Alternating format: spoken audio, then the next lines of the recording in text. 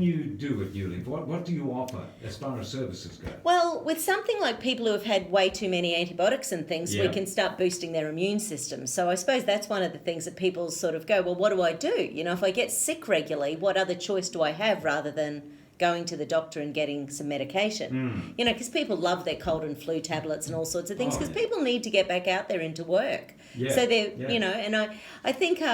so because we do so much, like we do look at people's blood, which actually shows how active the immune system is. So that's something that you don't get in normal tests. It's quite a different process.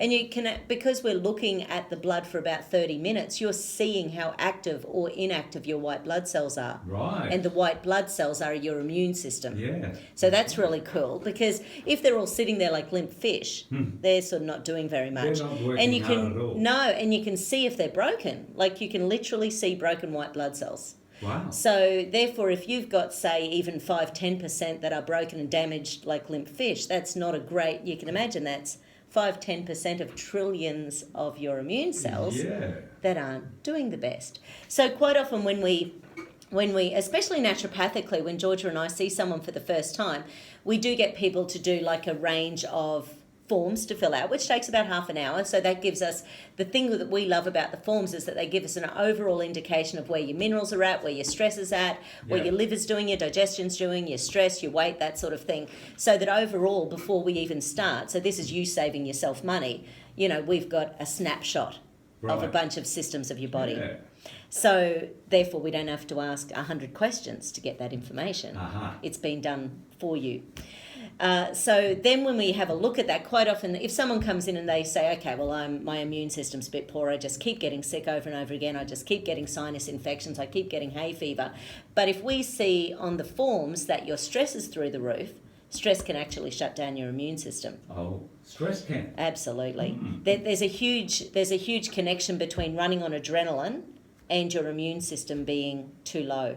Like the two of them. So, you know, like it's a classic thing where people, you know, they work, and then they have a holiday. Yep. And then they get sick. They get sick. Bang. Yeah. So it's like the adrenaline has calmed down, the immune system's got no sort of protection, and then off they go and they get really unwell. My hubby used to do it as a teacher. He was only a teacher for a couple of years, but he would honestly get to that first day of holidays and then we were living in Cooktown, and he would get chills and fevers for a couple of days. It was nuts. Wow. Totally nuts. You know what I can't work out about that is, yeah, you're right. I know what you're saying. You take a holiday and all of a sudden you're sick on it. Yeah. But isn't it funny how you always get better the day before you've got to start work again? Well, it's most infections last 5 to 8 days. Right. With or without antibiotics and with or without intervention. So the way I always sort of think of it naturopathically is, well, do you want your immune system to be better or worse at the end of your 5 to 8 days? Yeah.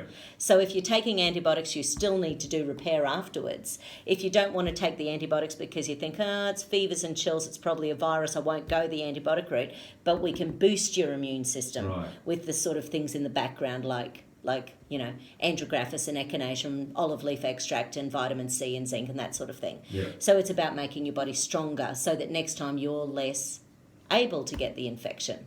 Well, hopefully. Yeah, because I think the difference is, if you think about the difference between antibiotics and natural therapies, is that the antibiotics are killing that infection. They're not boosting the immune system, really. They're just killing a bug. Yeah, whereas when you're boosting your white blood cells with herbs, which are known to boost your white blood cells, you're creating more antibodies, which means you then have natural immunity for that particular bug. Right. And we've chatted before, there's hundreds of different viruses and thousands of different bacteria that can get us.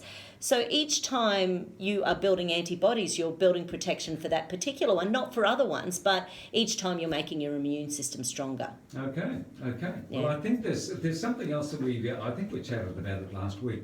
And I was saying to you, because quite often I do think of this, not on my part, but just other people. Yeah. Sitting at home and thinking, I don't want to whinge about it, I don't feel well. Yeah. I don't really want to whinge. I've got no idea what it is. Yeah. Well, what is it that's actually wrong with you? Well, I don't really know. Yeah. I mean, can they give you a call or come in and see you at Edith Street, Wynnum? Yeah, absolutely. And just have a chat with you. Yeah. that be helped out? They might get an idea of what's going on. I think one of the big differences naturopathically is because we have an hour to an hour and a half with someone the first time, that means we get a really good amount of time to take in that history. Right. So therefore, when someone, just not feeling well, it might be thyroid, it might be liver, it might be toxicity, it might be a bug, it might be something it might be not enough stem cells being released. It could be any number of things. Yeah. So when we start to have a bit of a chat and go, oh, right, so you've never felt well since the birth of the third child, or you've never been great since you worked for 2 years in that really stressful job position, or so quite often we then go and they go, yeah, right, and you can almost see like this spiral downwards of health after a certain trigger or time frame where their health was just going backwards and they had no time to put into themselves. And then you can understand it a lot easier and know what to do with them. Yeah, and it's always interesting for me if it's a bit of an exercise for people to do. Think about their health and then start tracking different health conditions, operations, medications they've needed, and then do like a timeline. Right. And quite often people even work it all out before they get there. So in 1976 I had my gallbladder removed. By 1980 I'd put on 15 kilos. By 1985 my blah blah, I had to have a hysterectomy. So quite often people, when I start taking it, they go, gee, that is a lot of anaesthetics, isn't it? I go, yeah, it's a lot of anaesthetics, it's a lot of antibiotics. Did you do anything to replenish your body at that time? No, I was too busy. I had 5 kids at home. Yeah. So quite often people have just put themselves last year after year after year as well. But it is fixable. Absolutely. Oh, well, that is the good part. That is the amazing thing about the human body when you actually do start taking out the inflammatory lifestyle, like Carrie and I were talking about before. You take out the inflammatory things as much as people are possible, or start adding in anti-inflammatory lifestyle choices, like adding in exercise, adding in yoga, adding in Tai Chi or green veggies or purified water or lemon juice in water in the morning, whatever it is, just starting to add some anti-inflammatory things in the body actually gets the ability to heal. Right, okay, well that's good. That's good to know that, people even, there's times I've felt a bit off. Yes. And you think, well, someone will say, why don't you go to the doctor?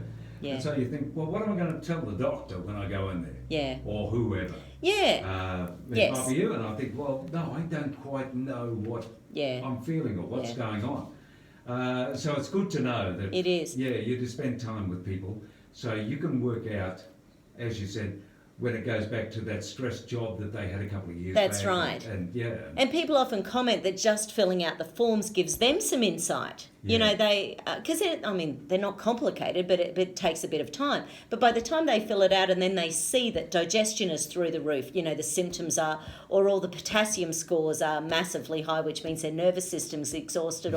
So by the time they look at things, they go, holy moly, I'm a bit more of a mess than I thought I was. Which isn't my aim, but my aim is to sort of show them, okay, well, 13 of your 30 symptoms are relating to potassium deficiency. Let's get some potassium in there. Okay, well, let's get along and see Madonna and the team at Edith Street, Wynnum. And, give me your phone number. It's 33... only for people to write down. Yeah. I wasn't personally asking. It's 3348 6098. And we're at 94 Edith Street in Wynnum. All right, well, listen, good luck with the play tonight. I know it's going to go off and it's going to be fantastic. And I know that Dottie Springshaw of Redlands is going to enjoy it as well. So get along there, people. It's the weekend. Yay! So get out and be about.